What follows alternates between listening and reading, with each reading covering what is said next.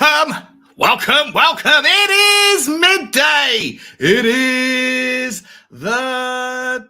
what day is it today? I don't know what day it is. I think it's June the 16th. And it's Wednesday. We're back here with Spurs Talk Show. On today's show, we are going to be talking just for a little bit of time, not long show today, about what is the most crucial positional signing that we make this year. A little bit of stats to get through on the places and the positions where we dropped points last year, why we dropped them, and how we can maybe focus and prioritize our efforts in the transfer market going forward around making sure that we don't drop those points next season. And if we don't, what does that mean for our chances in the league? Spurs Talk Show, it starts right now.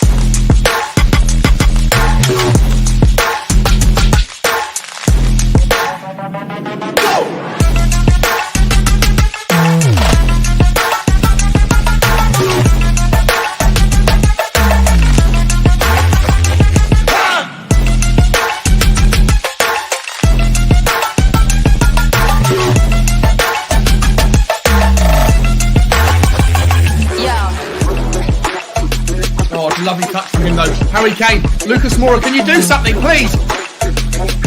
Last chance, Matt Doherty! Oh, you shite! There could be from the dead to the don't fuck it up now, Go and win it! Let's go. Last chance! Stephen Bergwijn! Stephen Bergwijn's through! Win it, Stephen! Come on! Yes! He's won it! He's gonna win it! Oh my God! Oh my God! Oh! We did it!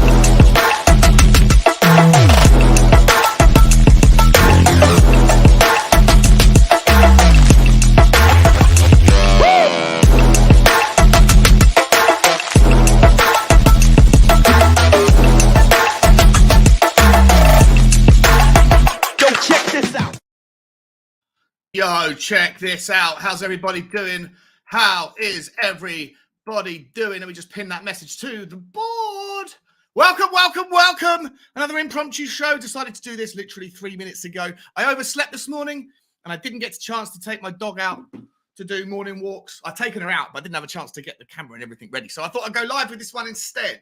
It's a short impromptu show, not too much in the way of life-changing or earth-shattering news today, but we are going to go through some bits and pieces. The focus of the show, as I mentioned in the preamble, guys, it kind of dawned on me a little bit looking at some of the stats last night of where we dropped points last season. I've got my sheet in my pocket. Where is it? And we're going to go through this in a moment, but how many points we lost, who we lost them to, and if we could find a solve for the reason why we drop those points, which I think we all know where I might be going with this, against the low block teams, then what does that look like for our abilities next season? Not so much in the Champions League, but in the Premier League. And so on the basis of that, if we can find a solution to the ability to solve for the low block, or what used to be known as parking the bus teams that come to Tottenham, or even when we go away, then it could really transform and give a catalyst to our chances to maybe even break through into the top two and try and push Liverpool or Manchester City. You know, we're good enough against those teams when we're playing against those teams, but we're not good enough against some of the smaller teams who don't want to try against us, and they'd rather walk away with a point or a snatch and grab. So we're going to look at that today, and on the basis of that, should we be spending a little bit more time and attention on trying to find the key figure that can break those teams down? I know we're looking at Christian Eriksen, but there's no guarantees that he's going to come. We've got a little bit of news on that. He's been talking to Harry Kane, And there's some other journalists that are coming out mentioning some bits and pieces about that. But also they've got the Jed Spence news that's looking closer and closer. And obviously we're spending a lot of time talking about our centre-back issues and whether we go for Bastoni, Pau Torres, Clement Lenglet, Gleison Bremer. Today we're linked with Skriniar for a world or a club record signing fee. And that's all well and good. It's all well and good. I'm delighted that we're going and trying to be linked with these top class names and drop in big money on them. It's fantastic to see. But, and I'll say but with an emphasis on it, but we only conceded 5 goals in our last 11 Premier League games. If you extrapolate that out over the course of a season, we only basically concede 17 goals all next season if you can match that same record, right? So I know the start of the season was different when we had a different manager, but I'm thinking, are we focusing too much of our attention in the wrong areas? If Christian Eriksen doesn't come in, if that doesn't get over the line, even if it does, we don't necessarily know what Christian Eriksen is going to turn up. Do we see the Christian Eriksen from Brentford last year, where all the focus was on him, all of the poise, all of the necessity in the creativity was going through him, or do we see the version of Christian Eriksen that turned up at Inter before he got unwell, or the version of Christian Eriksen that turned up for the last season or the last half a year when he was at Tottenham? It is an unknown entity. We can all hope that the Christian Eriksen of old turns up and does a job. If he doesn't come, then where do we go? Who else have we got to focus on? It's a really key position, and we're going to go through why in a second. Before we do, 34 people in the house already. Lovely to see. 37 people in the house. Please hit the like button and the subscribe button if you haven't already. Let's check out who has joined me for this impromptu midday show. First of all, we got the hottest Spur. What's crack-a-lacking, my friend? He says, woohoo! I think he's talking about a little rumor that he's heard that we're signing is Bissouma. Apparently so. Medical. We spoke about this on yesterday's show, the hottest Spur. He is looking like it's done. The personal terms are agreed. The fees agreed. Arsenal fans are crying. Everybody's dying to get a part of the Tottenham flow right now, and he's just got to take his medical on Thursday. So that's one piece of the jigsaw. It's a brilliant piece of the jigsaw. I think with our with our midfield 4 now of hopefully a fit Oliver Skipp, hopefully a rested Højbjerg, Bentancur and Bissouma. I don't think we need to worry too much now about, especially if we're playing 3-4-3, where you only really need 2 central midfielders in the game. It might be different if we were to go to a 3-5-2, and maybe then we need something else, and that's why we definitely need another midfielder, but more of a creative one. We're going to talk about that in a second. Let me just bring somebody in who hasn't been on the channel. I don't think he's been on the show yet. I don't know why he hasn't. He should have been. Let's find out who it is, guys. All right, next contestant, spin the wheel again, please.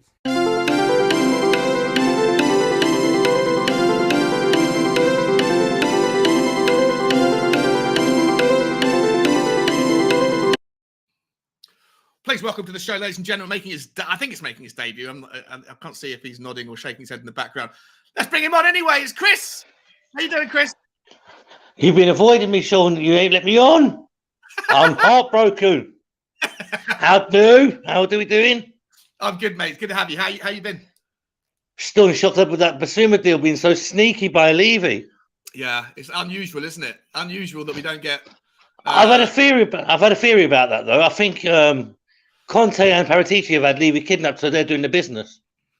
Well, yeah, I think there's definitely something to that, mate. There's definitely something a little bit more. I don't know. Everything's changed. Everything's changed, hasn't it? That bald fellow who's been with Conte has shifty eyes. I didn't trust him. Now we know why. 100%. Hey, Chris, stay there for 1 second, mate. I've just got to welcome the guys into the channel that I haven't said hello to yet. You came in a little bit strong for me. Came in a little bit too early, but it's all good. I love it. Let's go. SOF's in the house saying, good morning, Sean. Good morning, SOF. How you doing, my friend? Love you, my friend. P. Doob's in the house saying, what's up, Sean? Bissouma is a title-winning signing. It is, mate. It is. I got some quotes from Jamie Carragher on that one in a moment for you. Luan Luotti's back again. How you doing, my friend? Good to see you, buddy. I'm well. The intro is fire. I appreciate that, mate. Yeah, thanks so much. SOF saying right wing back is the most important position for me now. Dyer and Davies were solid for the last 10 or so games. Need upgrading eventually, but I'd spend big money at right wing back if there is a player available, such as Hakimi. We'll talk about that in a second, Chris. I'll start that so we can come back to it. Stevie Fraser, afternoon, everyone. Good times. It is indeed, Stevie. Hope you're okay, mate. Hope you're okay. Who else haven't we said hello to? Gary O'Flynn's in the house. Morning, people. Good morning, Gary.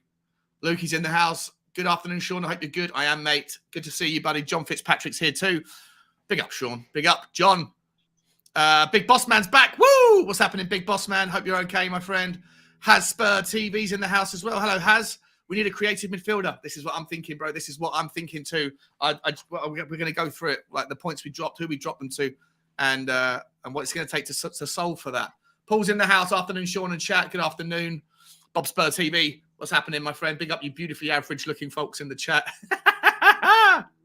Yeah, particularly mediocre in a lovely way. Ron Viniak's in the house saying if Eriksen comes to Spurs, he might end up getting another heart attack as a Conte's training resume. Wow. Yeah, I mean, I know you're joking with that with the emojis, but maybe I don't know. You'd hope that wouldn't be a worry. Could be though. It could be. Who else we got? Ariel's in the house saying left centre back is the most important for him. Okay, we'll talk about that. Ribsy's here. Hello, mate. Ribsy says, yeah, whatever is required to break down those low block teams, creative midfielder, a free kick specialist, something like that. Interesting. So maybe James Ward-Prowse is somewhere where you're throwing your attention. Who else haven't I said hello to? Stuart Chew's in the house. Hi, Sean. Nice to see my fave Spurs YouTuber on again. Oh, thanks, man. I'm on your favourite. That's nice. Appreciate that. No, it's talking about me, Sean. Yeah, 100%. 100%. That makes sense. John Fitzpatrick saying get Eriksen in. Liam One's in the house. Just in Tottenham are putting a 25 bid for Demiral. Hang on a second. Let's have a look. Is that Merrick Demiral, the Turkish player from Juventus? Oh, no, Atlanta. Why? Hang on a second. Truth in that. Can't see anything on Twitter yet, but there's a couple of links appearing. Interesting, Liam. Interesting, mate. We can talk about that in a second. I'll star that one and we'll come back to it. Clement, I like the show. It's always great. Thank you, my friend. Appreciate you for coming back. Brian C. Socrates as well. My buddy, philosopher by name and nature. How you doing? Big up, Sean, and everyone. Excellent streams over the last few days, mate. Appreciate that, buddy. Appreciate that. I took a week off because I had to do my taxes and do some like health stuff. And, then I felt I was neglecting the people. So I had to come back and catch up. So I'm doing one every day this week if I can. Last people that I haven't said hello to yet. Amir Sada, one of the members, was crack-a-lacking. Says, I wish I had to come on, but I wish I had time to come on, but got to bounce to work. For me, we need two top defenders coming in, as well as Eriksen and potentially Dennis and Solomon. We need a deep squad, and those would help out. You're a big fan of this Solomon guy, this Israeli who plays for Shakhtar Donetsk, who hasn't got they can't play football right now, you were saying yesterday. So interesting. Still haven't done any research on him. I need to get around to doing it. Good to see you, mate. Enjoy your day at work. Shy's in the house. What's happening, gents? What's happening, Shy? Good to see you, man. Also, Cutlono, Pena. I never know if I get your name right. I'm going to call you Coot. Coot Pena. Big up, everyone. Exciting times. It is indeed. It is indeed. And Andrew Gregory is also the last new man in the house. He says English football team have been put on a train to Rwanda. Wowzers. Yeah. I'm not surprised by that comment. Oh, we were awful, weren't we? Absolutely awful last night. Was it last night? Yeah, I didn't even bother watching it. I watched the highlights, and I mean, there weren't any. It was all low lights, wasn't it? But yeah, exactly. Jesus Christ. All right, Chris, we're going to get going, mate. We're going to get started. So here's my thoughts, right? Here's my thoughts. Where's my piece of paper? You lost it already? No, I've got it. I've got it here. I can bring up. I mean, let me bring up my screen for a second, mate, and I want to get your opinion on this. Let me go. How do I go? Share screen. Bang. Let's do this, and then let's get the. Here we go. So we've got it here, but for argument's sake, mine's just showing a green screen. It's just showing a green screen. I don't know why. What's what? It's just showing a blank green screen. No, nothing on the screen. Oh, you can't strange. See. You can't see a Tottenham thing. No. Okay. All right then. I'll pull that down. Just go through it. It's okay. I'll stop. I'll just call it out. So if you go in reverse order, right? The reason why, the question I've got to posit is we're focusing a lot on getting a left-sided centre-back. The names being mentioned at the moment, you've got Pau Torres that would cost, say, 40 to 50 million, or maybe 60 million if you were to include like 25 for Lo Celso, Chris, as a go the other way. I don't even want him anyway.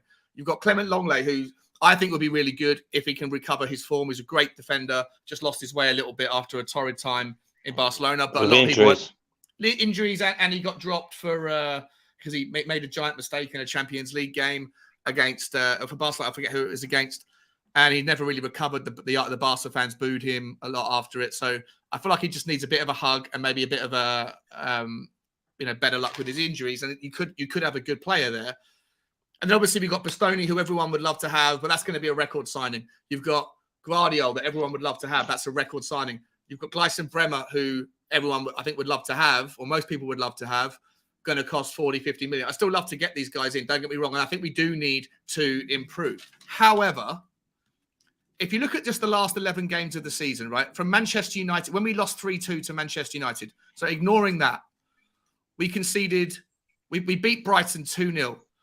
We beat West Ham 3-1. So 1 goal conceded there. Newcastle, we beat 5-1. 1 goal. So that's 2 goals conceded. Villa away 4-0. Brighton, we lost 1-0. So that's 3 goals conceded. Brentford was 0-0. Leicester at home was 3-1, so that's 4 goals conceded. Liverpool... You forgot Everton. 5-0 as well. Oh, yeah, Everton 5-0 as well. Yeah, I think that was... Yeah, okay, yeah, 100%. And then Liverpool away was 1-1. Arsenal at home was 3-0. Tottenham was 1... Burnley was 1-0. Norwich was 5-0. We've conceded 5 games in 11 Premier League goals. I know that I'm conveniently picking the game after we conceded 3 against Manchester United, but... even if you were to go before that, 5-0 against Everton, 4-0 against Leeds. So you could say we've conceded, 8 goals in 15 games. Yeah, exactly. So our defence, for me, has been ridiculously solid second half of the season, right? However, we're going into a new season where we're going to play more matches because we're in the Champions League. And I can't see Dicey starting every single game in the Premiership and every league game as well. Same with Ben Davies. Yeah.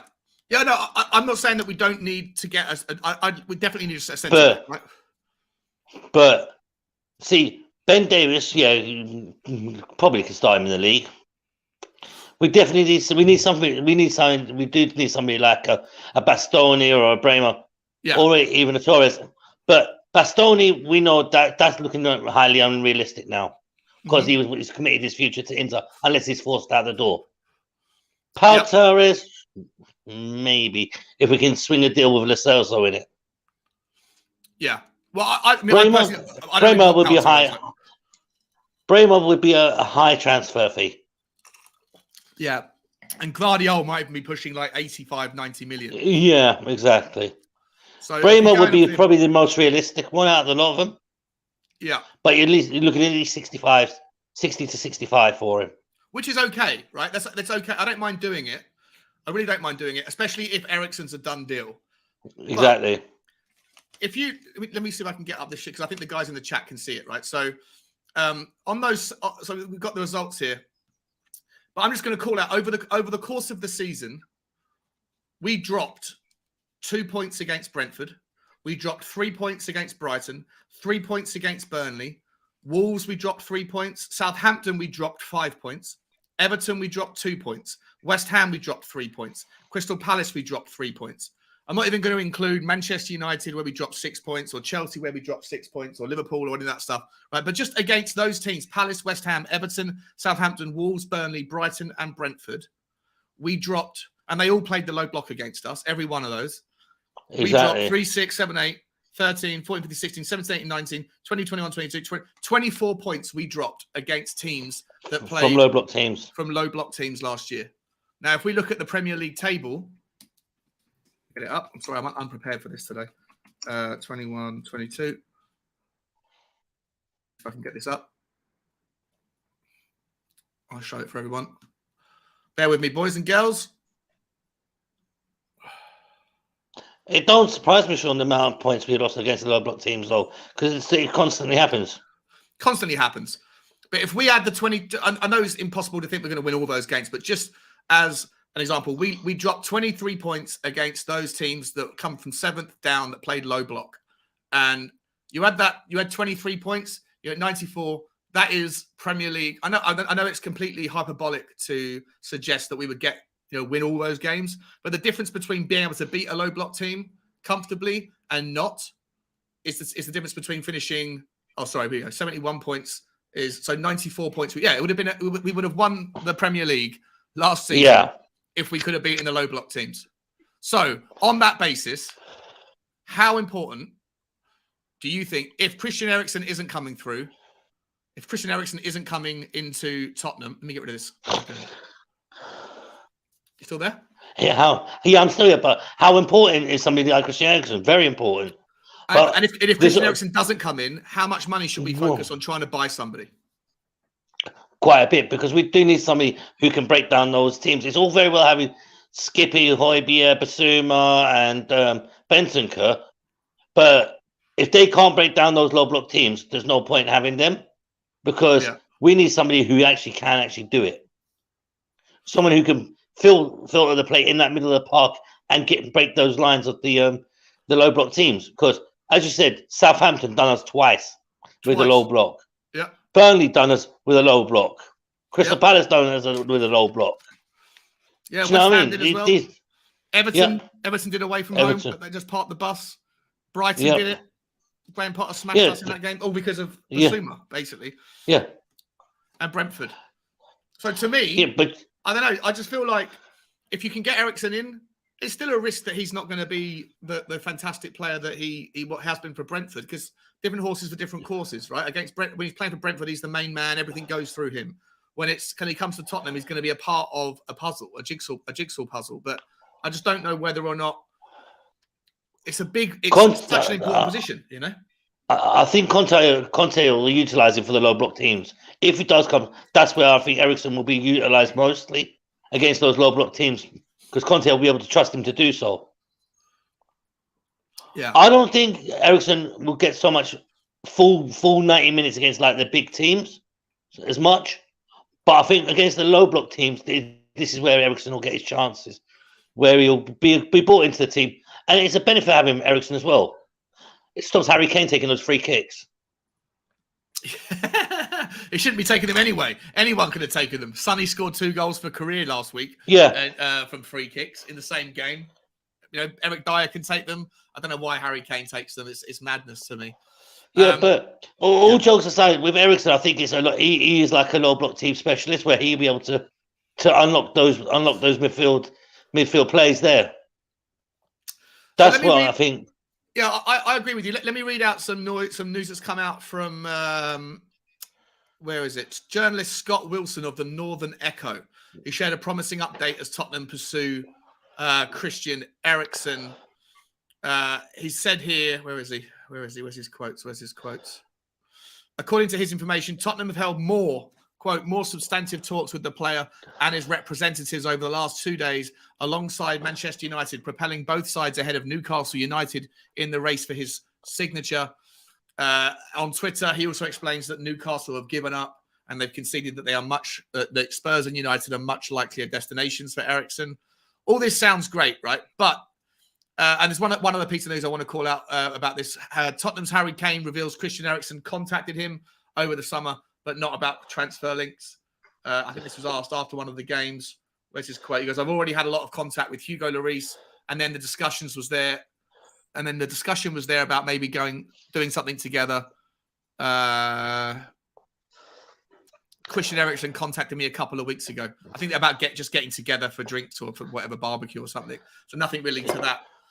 But Chris, if we can't get Christian Eriksen to Tottenham, there's other players. Who do you turn your attention to? Where do you go from here?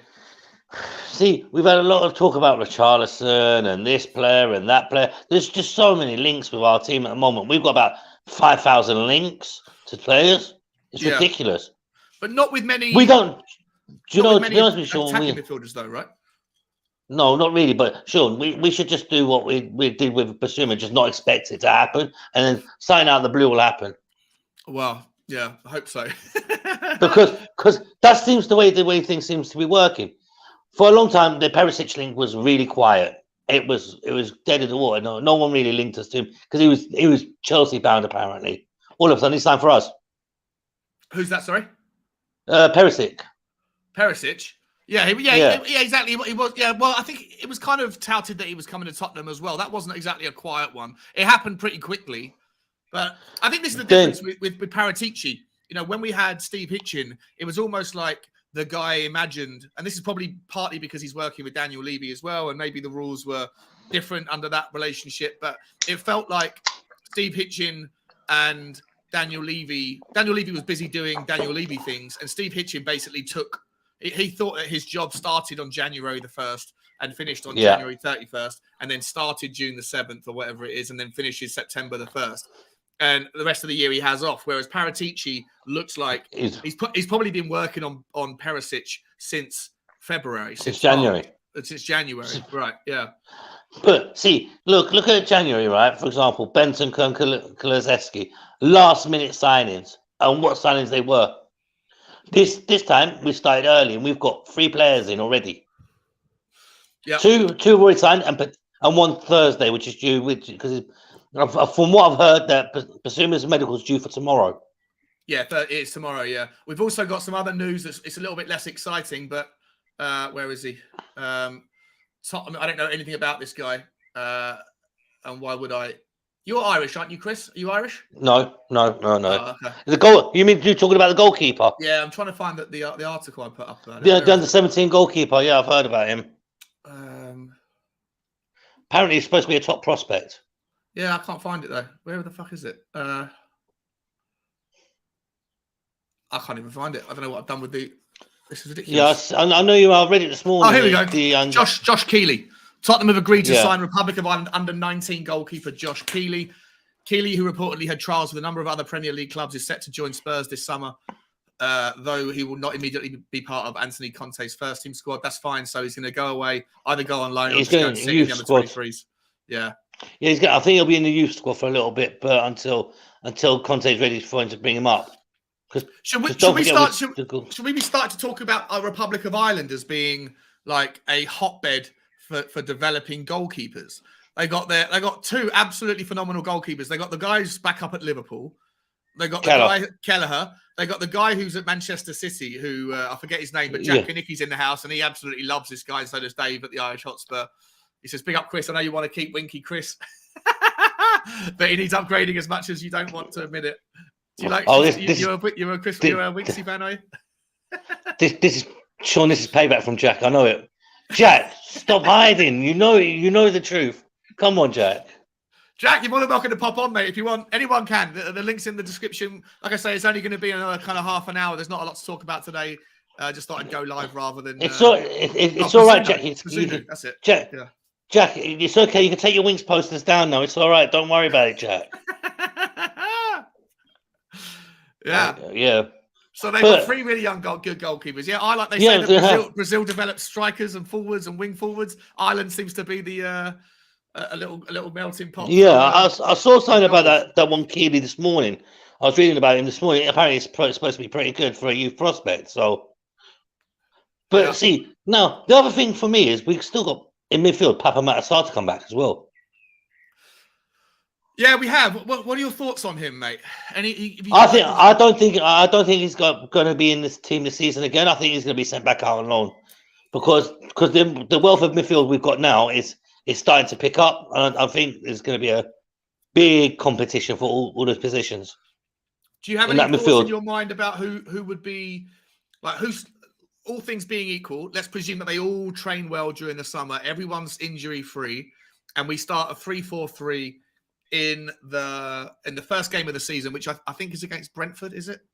I've got the apparently so. Hang on. Let me see if I can find my fixture list. I know there was a fake fixture list out, but is that not real then? No. That one I've been seeing, the PDF one, I think was a fake. Apparently, okay, fair enough. We won't talk about it then. So I think it was. Apparently, it's due out this Thursday. The fixture list. Is it okay? Yeah. Well, let's. He's in his underwear. He's saying he's hiding from Chrissy's winky banter. Nice, Bosa. nice, mate. So let me. Okay, well let's say that if we are playing 3-4-3 first game of the season, everyone's fit. Which two midfielders do you think start that game? I have to say, I think it may be Bentancur and Bissouma. I think it'll be them two. Spicy, huh? Them two. But see, it's going to be a lot of competition between Højbjerg, Skip, Bentancur, and Bissouma. It's going to be a mega competition for that space. Højbjerg, look, don't get me wrong, Højbjerg and Bentancur were fantastic last season. Together. Yeah, they were. But I think Højbjerg needs a bit of a rest. Like, do you remember when he did get dropped? He got dropped for a game or two, didn't he? Or rested or dropped, whatever. Yeah. And then he came back and he was like a new man again, you know? So this is where the rotation will come in. Now, Conte can look at the bench thinking, oh shit, I've only got Ndombele there. Do you know what I mean? Yeah. He'll be like, oh shit, I've only got Ndombele. Oh shit, I've only got Lo Celso. He'll be like, right, now who can I bring on? Should I bring on Skip? Should I bring on Højbjerg? Should I bring on Bissouma? Who should I bring on now? He's got a wealth of choice. And we've got 5 subs to make. Every single game they can get through. Two midfielders can be swapped out every game, can't they? Exactly. Perfect. And then they don't get burnt out playing the cup games as well. 100%. Jack Kanicki's doing my job for me. I appreciate you, Jackie, saying 85 in the house, only 25 likes, people.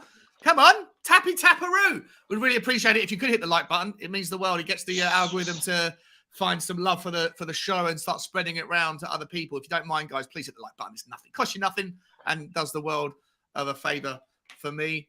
Amir Saada's back. Sorry, Chris. Smashing that like, people. Smashy. FYI, Sean and chat, Solomon had more Champions League expected goals than Bissouma, Savic and Berardi put together. And he's only 22. He will be a steal at around 15 to 18 million. Is that Bissouma or that if you spell is that Bissouma? Is that a different player or Bissouma? Because Bissouma wouldn't have played in the Champions League, would he? I don't think so. Unless someone else. I'm not sure if he's talking about somebody else there. I don't think it'd be Bissouma. Yeah, I don't know. That's Milenkovic Savic you're talking about. That's a player. Milenkovic Savic. If we can't get Christian way out of. I think that'll be way out of our price guide because they're touting 100 million for him. Really? Okay. Yeah. Yeah, they're touting between 80 and 100 million for him. I know Paratici is brave, but I don't think he's that brave to do that. How old is Milenkovic Savic? He's young. He's early 20s, so. But he is a great player. I would love to have him. He's 27. He's 27. He's still got his best 6 years ahead of him, probably. Best 5 years. Yeah, but Sean, but the way Lazio they've tightened his price is way more than what I think we can afford. Yeah, that's fair enough. Even with the 150 million, that'll be a portion of our budget blown. Yeah. I'm just worried, and I'll ask the guys in the chat. There's 90 people watching now. I don't think that we've been linked with too many attacking midfielders. Christian Eriksen being the obvious one, right? But Man United are after him as well. And despite as much as we would wish and hope that Champions League and Conte and the training ground and playing with Sonny and Kane and Hugo Lloris, etc., are all massive draws, and they should be. And Manchester United are a team that's in disrepair, but maybe going through a rebuild, maybe going through a new project. What I would posit is Pau Torres turned us down last summer because we couldn't get Champions League. We couldn't offer him Champions League. And this summer, he said he's more than happy, willing to go to Manchester United. He'd rather go to United than to us. So to some players, the name Manchester United rings louder and truer and purer than Tottenham Hotspur. So Christian Eriksen may decide to go to Manchester United. If that's Pau Torres' desire to go to Man United, we don't want him. Because if somebody's heart's not in playing for the team, there's no point in having him. 100%. It's like Bastoni. It's like Bastoni. As much as I would want him, if his heart's still in Inter, forget it. Just move on. So who else we got here? Martin Wiles in the house saying, for me at CAM, Eriksen is his first choice. James Maddison from Leicester is second, and Paqueta in that order. Paqueta, Paqueta, very good player. Maddison, when does he play? He's Brazilian, isn't he? When does he play? Lyon. He's at Lyon, I think. Leon, that's right. Yeah. And how much Yeah. did he cost? 50 million, 60 million?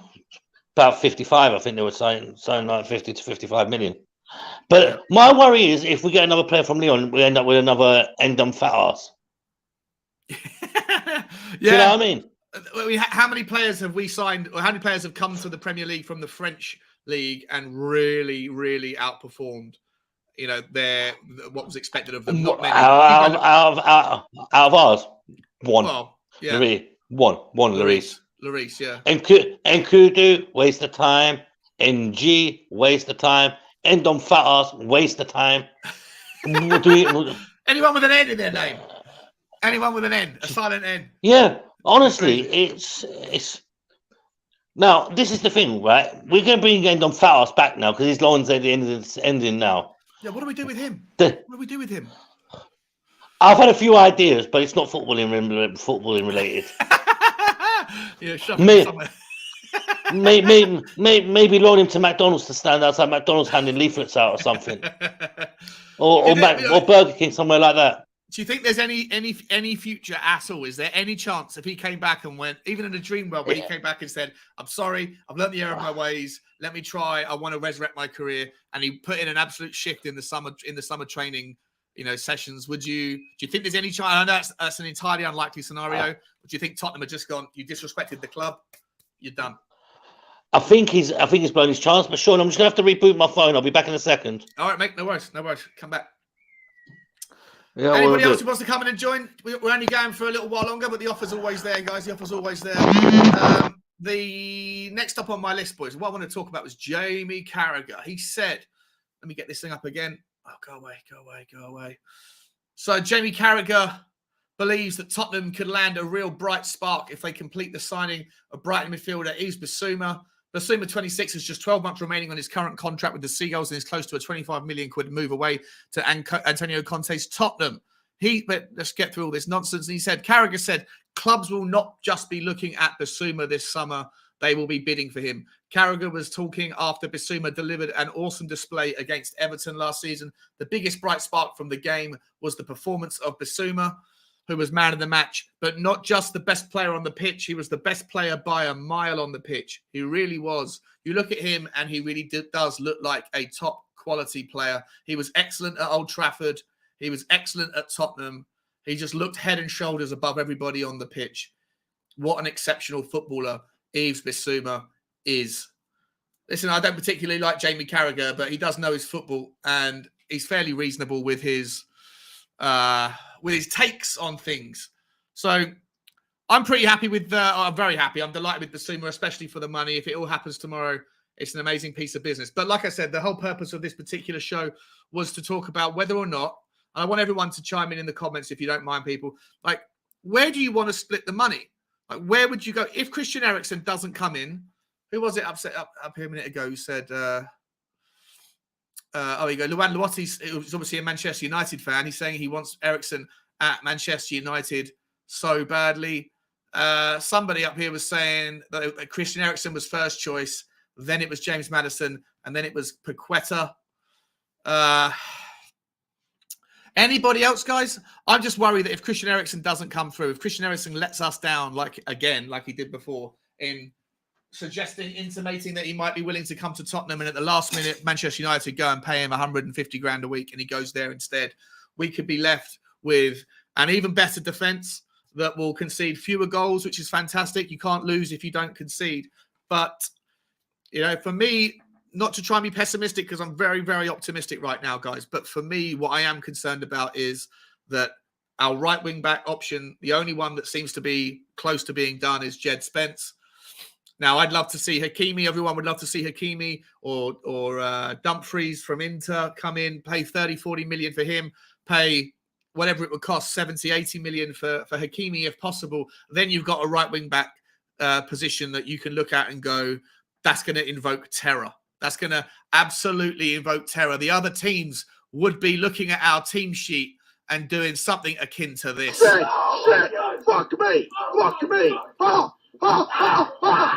shit, my fuck, what the fuck, I don't fucking know, fuck, stop screaming, stop.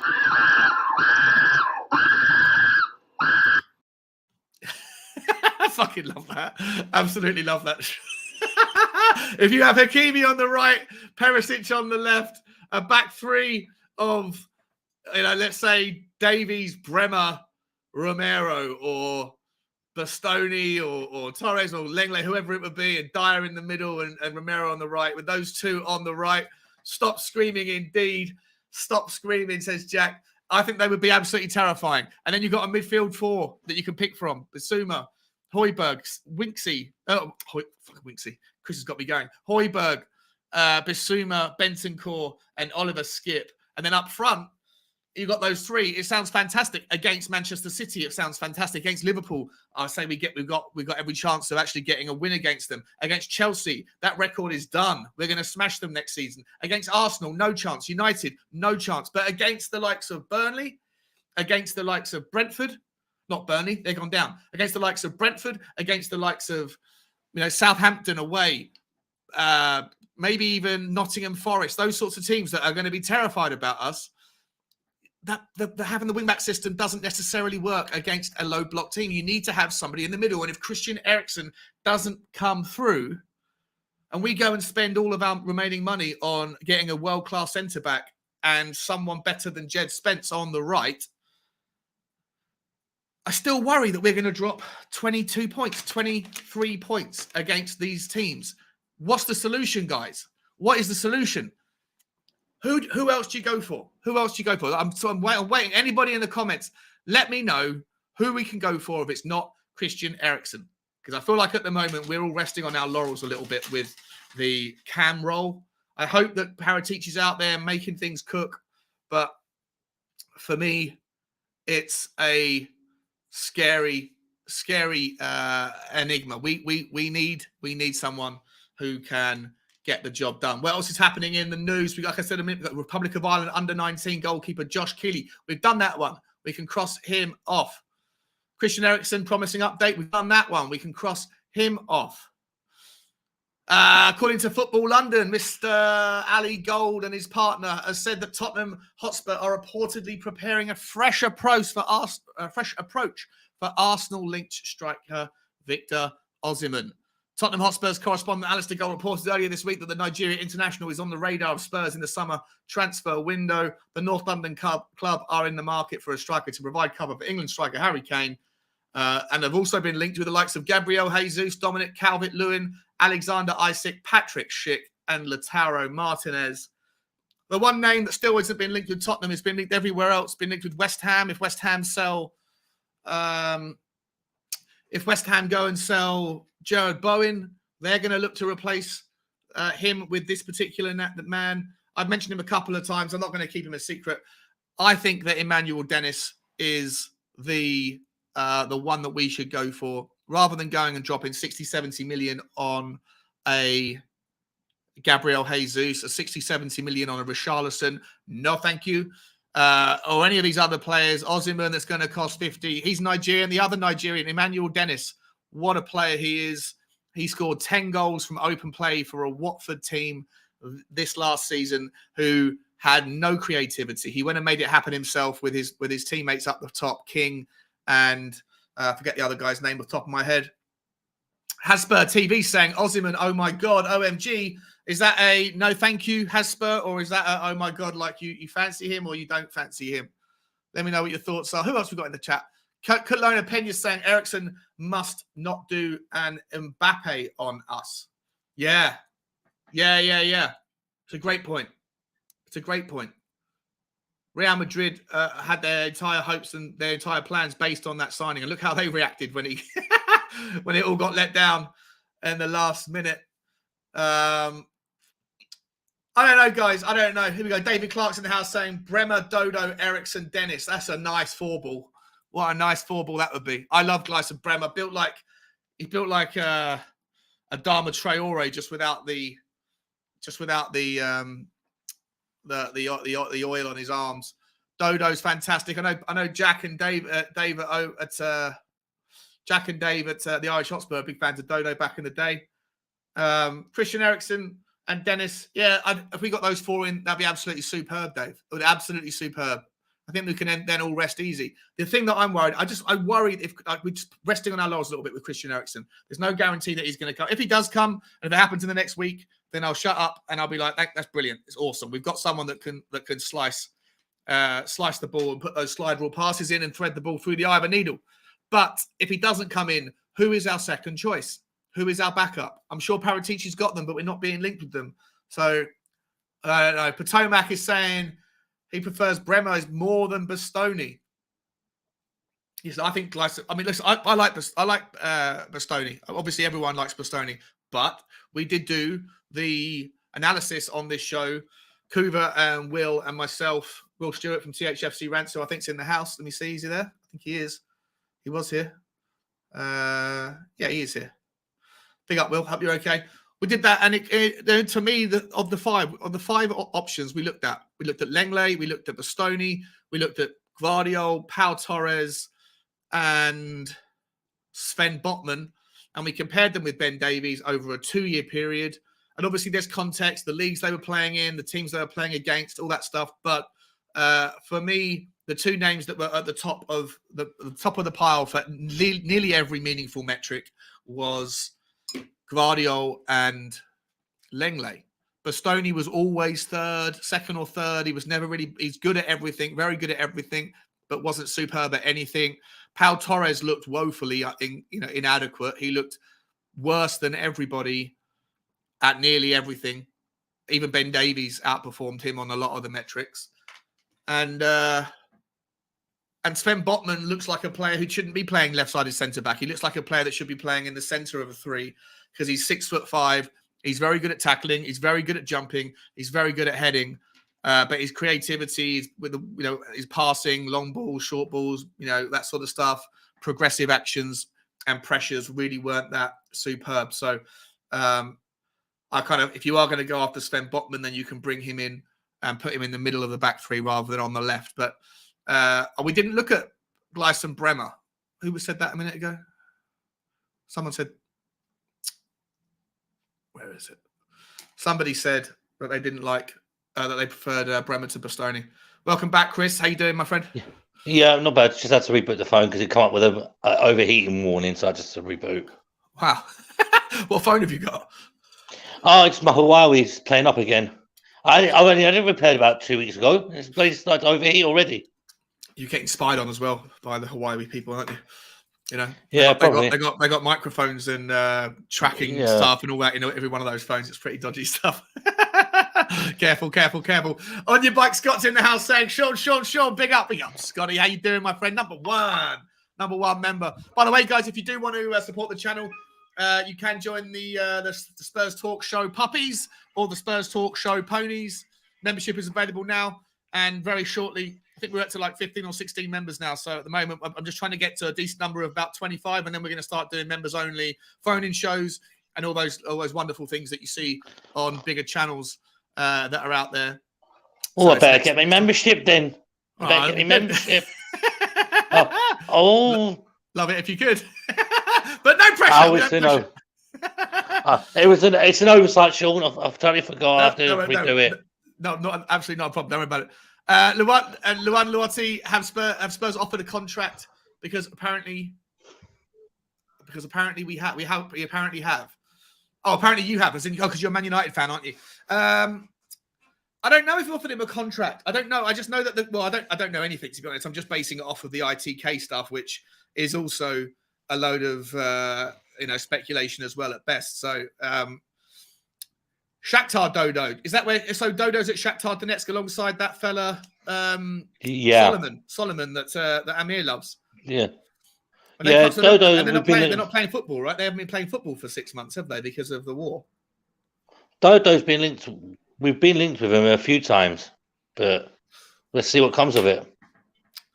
Yeah, but are they like what's happening to their careers? Are they just sitting on their ass waiting for the war to finish so they can play football again? God knows. Some of them are trying to find alternatives for clubs to play for, but apparently we're going for some Ukrainian centre back as well, aren't we? So, are we? I can't think of his name. I saw it earlier on. He's a quite young centre back. I don't know. I've not heard anything about that. haven't heard anything about that. But as I said, it was like who knows what's going to happen with the Ukrainian football, whether it's going to come back or not. We'll have to see, won't we? Yeah, 100%. SOF Chris is saying Nkunku or Maddison would be my attacking mids if Eriksen doesn't come. This Nkunku's another player that's been linked with everybody, all the top teams. He's out of Leipzig, isn't he? And I think Manchester United, maybe Luan Luotti can help me out on this one. I'm pretty sure that Manchester United have put in £100 million bid for Nkunku, or so I read yesterday. I think the scum were eyeing him up as well. Oh, maybe that's it. Sorry, you're right. Arsenal are putting £100 million bid for him. Manchester United walked away because it was too much. The asking price was too much. I think you're correct. I think Arsenal are putting £100 million bid for him. Look at Arsenal. They are desperate. They are looking. They're panicking. They're panicking, Chris. They're sitting there going, fuck, we wanted Bissouma. Tottenham have got him. Tottenham have done Perisic. Tottenham have done Spence. Tottenham have done Bissouma. Oh, do you know what? Sean, I popped on the AFTV yesterday just for a laugh. The amount of crying, it was hilarious. I was like, they took him right from under our noses. We wanted him. I'm like, well, you lot didn't get him. We did. 100%. Yeah. I think Arsenal are on the verge of, or the fan base is on the verge of, like imploding. I listened to that fella Lee Gunner, who's. I was watching his interview yesterday.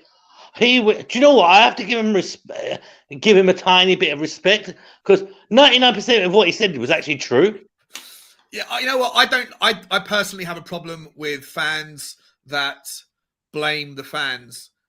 I don't like it. It's a narrative that there's a couple of people that do it in the Tottenham community. There's a couple of people that do it in every community, and it's kind of like a popular thing to like go against your own fan base to blame them for the reason accepting mediocrity. I don't agree with it. It's a take, right? It's an opinion. Everyone's entitled to an opinion. I think it works very well when the team is struggling. But if Arsenal pick up their game and for whatever reason outperform and do well again, people like Lee Gunner suddenly become like they'll become irrelevant or more disliked. I get what you're saying, but yeah, I get what you're saying, but at the same time, we accepted a lot of shit for a long time as Spurs supporters, but now I don't know. our When fortune. you say accept it, what are you supposed to do? Like, I'd love to ask Lee Gunner. What is it that Arsenal fans should do? What I'm saying now is our fortunes have turned the opposite way to Arsenal's, which is every Tottenham supporter in the land right now is enjoying every single second of it. I think some people. I genuinely think some people, are. Like their position that they take is, and it's a fight. Whatever, everyone's entitled to their own stance, but their position is they take that they like to celebrate when we win with everybody else, and then when we lose, they like to celebrate their opinions and say, "I told you so." And I don't like that. It's like a no-lose situation. No, that's the one thing I won't do. If we lose, I'm genuinely pissed off for days on end. Yeah. I'm one of those ones that if we win, I am really happy for our team. But if we lose, I am genuinely pissed off to the point of like, what the fuck is my team doing to me? Yeah.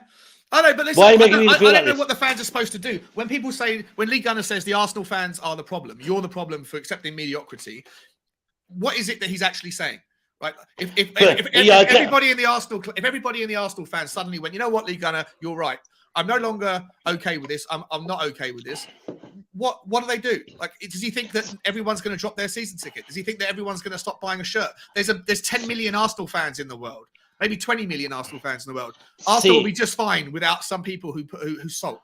You're fans of the club. You're going to support the club. I don't know what the answer is. Sure, we can say the same thing when the guy was in charge. Are we accepting this? And all the fans have made their voices heard in the stadium when El Sacico happened. Do you know what I mean? But it's that narrative there, which is, well, everybody at first was happy with Nuno because we won 3 in a row and didn't concede a goal. Yeah. But as soon as it went pear-shaped and went Piton, the volume changed. So it's going to happen in every club. So you're saying that League, just to talk about Arsenal, keep it on Arsenal rather than, because I know there's certain people in the Tottenham community that will think I'm calling them out on this one. I'm not. I'm talking about Arsenal specifically, but so you're saying that what Lee Gunner would have people do is when they go to the game is to chant Arteta out, to get rid of Arteta. He's saying that it's Arsenal fans' problem for accepting Arteta rather than accepting the mediocrity of the players, because you can't 25 players, can you? The thing is, what every club, including Arsenal, the fans have a voice. Yeah. That's what I think the league gunner's trying to imply, but he's doing it in the wrong way. If that makes sense. Yeah. But we could sit here and say we all want Daniel Levy out.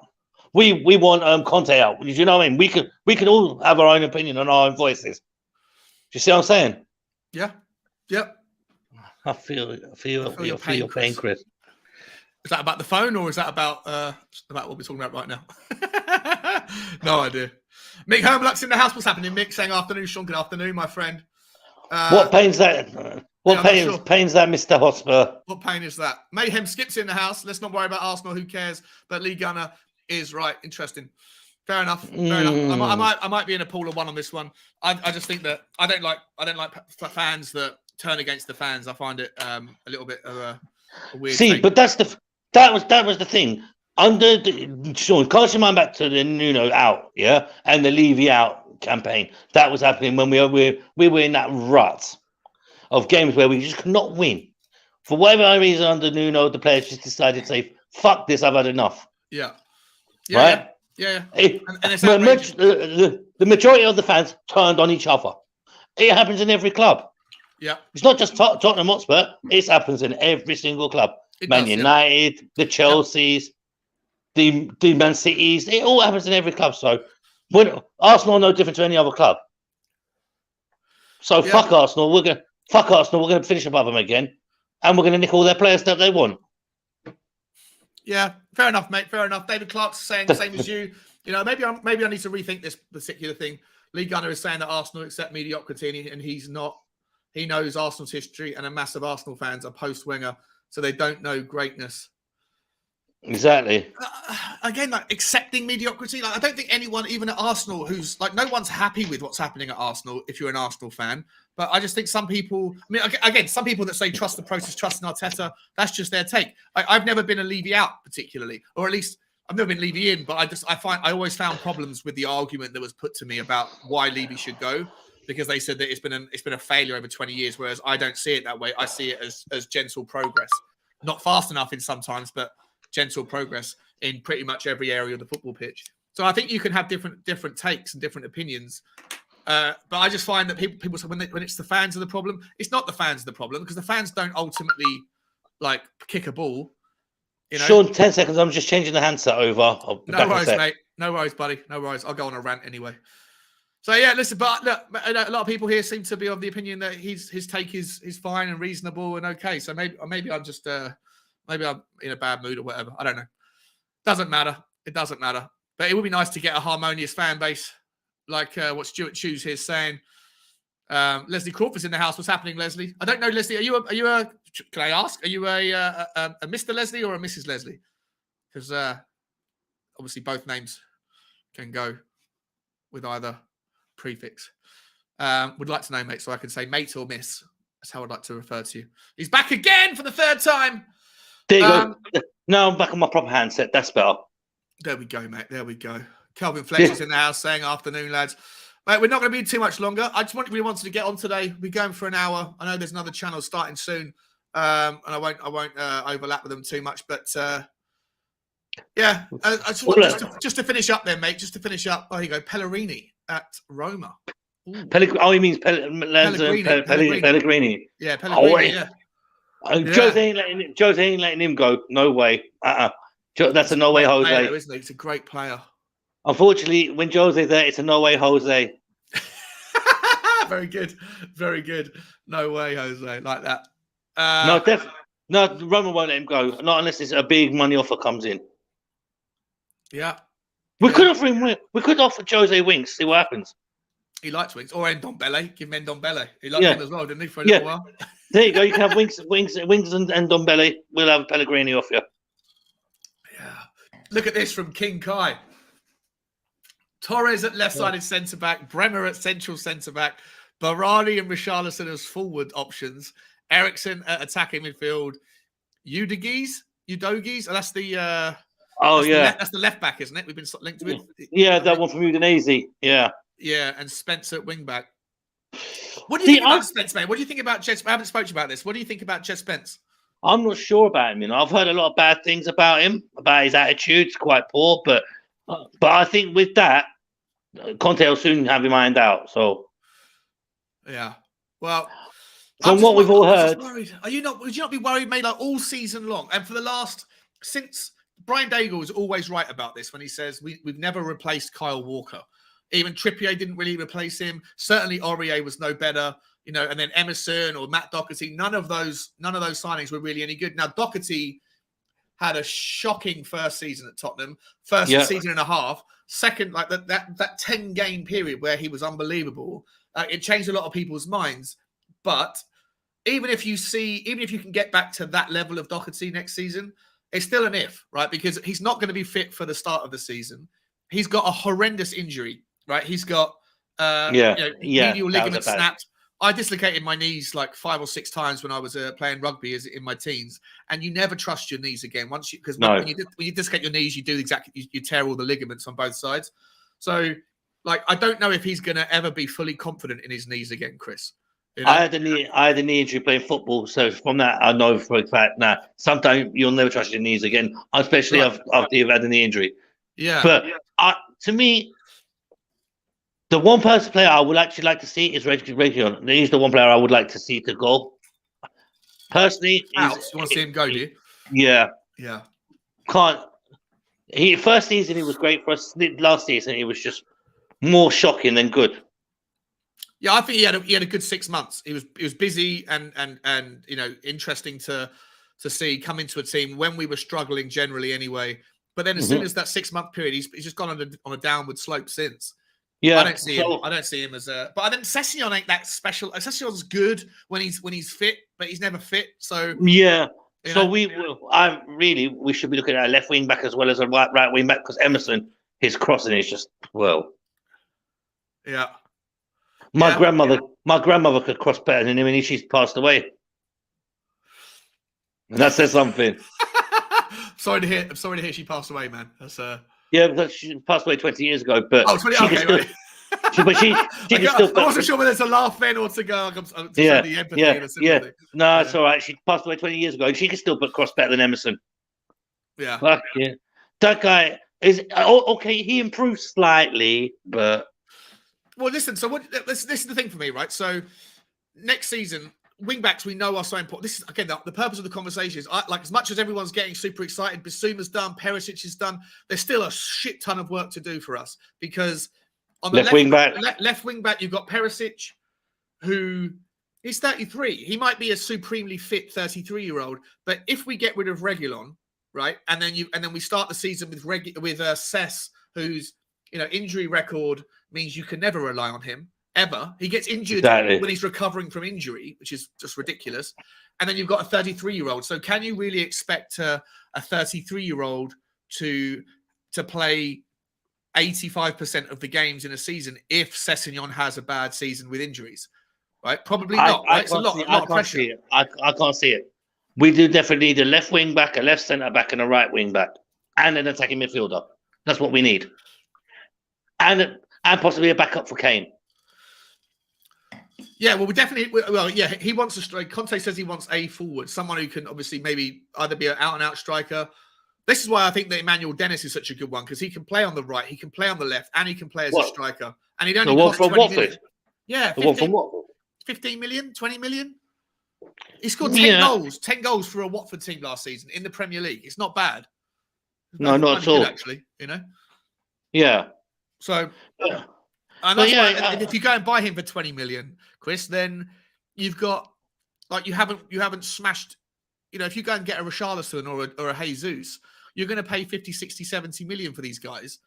Whereas you could go and get someone like Emmanuel Dennis and pay 20, and then you put the other 50 million that you're saving into your Hakimi or into your Kostic or into your Pau Torres or your Bremer or whoever else. Right? It allows you to go bit deeper elsewhere. See, the links with Kostic has gone quiet now. Like the links and the links with Lenglet as well, they've gone quiet. So I think they were just names just thrown up in the air just to say, we could go for them. But I think the ones that we're working on, we ain't going to hear till at least middle of the transfer window. Well, he wants it all done before we go to Korea on the Korea. 10th of July or whatever it is. So Yeah. in a month's time, in the next 30 days, he wants to have four more signings done. Yeah, well, Paratici's probably got a list of about 50 right now, and he's whittling them down one by one. Yeah. Because I guarantee he's sat with Conte saying, these are the players I've listed for you. Which ones do you want? And then he's discussing contracts with all of them. Yeah. And you'll see, it'll come down to like the final six or eight players that are on that list. Then you'll see the ones start coming in. Bissouma done, more or less. Forster done, Perisic already done, so that's 3. So he needs ideally wants 3 more. Well, I think he said he wants, or someone has said they want 2. He wants 2 centre backs, or a centre back and someone who can play. I don't know if they're counting the wing backs as in the defenders. 2 defenders, a central midfielder that's attacking, and a backup striker. But like I say, I still think that. Let me just get this up. Someone's asking me for Jed Spence's key passes data. Scotty is, and he's. Let me have a look. In fact, just for the purpose of the show, Will, if you're in front, Will Stewart, if you're in front of a computer screen, of course you are. You're on the show. Could you? Is there a way to find out really quickly what Jed Spence's key passes were for Forest last season? How good he was per 90 at them, or anything like that? I've just typed Jed Spence into FB Ref, and it's. Hold on. Get my other handset out. I'll look for it. Jed Spence key passes, yeah. Yeah. Let's have a look. Per 90 minutes. Jed Spence key passes. It's just loading up now. It just takes its time. We'll get that for you. Yeah? We'll get that for you, Scotty. Yeah, if you can find it, that'd be awesome.